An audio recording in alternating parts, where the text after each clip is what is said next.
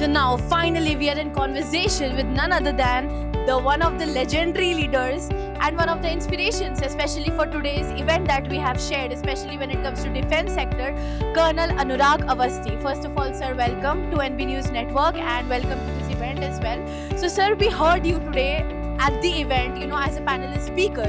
So sir, to start with, if you're talking about military and space organizations coming together, especially with space becoming a warfare zone, so how do you think, how prepared is India, especially when it comes to social threats in the future?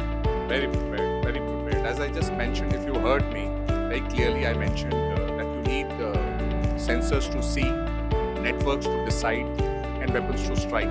I think all these three things are very clearly specified in the Indian policies. And the way we are going in the next around 4, 5 years, 10 years, 15 years, I think we should be a global military power insofar as space is concerned. So how necessary was this collaboration, especially with today's event? Because you just mentioned that, we have a greater scope in the future as a nation.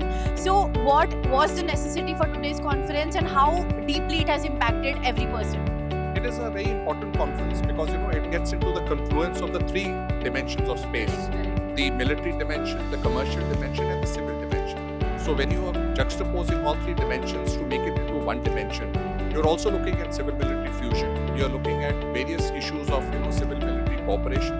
You're looking at various things getting fused to make a particular domain as part of the national effort.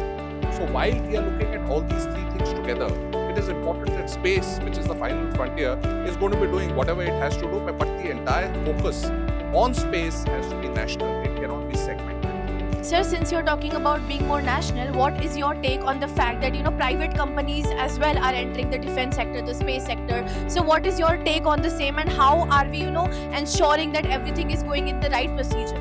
Right. We opened the space sector to the private and commercial entities around 6 years ago. I think that should have been opened much earlier. It is one of the most important things which has been done by the government. And I think the kind of talent which is there, the kind of workflow which is there, the kind of innovation which can come out of the private sector in space is going to be unprecedented. Let's see, we have our own SpaceX very soon. So that, I think, should be the cherry on the cake. Definitely it should be, and I myself along with other nation members are very eager. We all want India to be leading this industry, especially when military and space is now coming together. So we wish you all the best, and it was an honor talking to you, sir. Thank you so much, sir.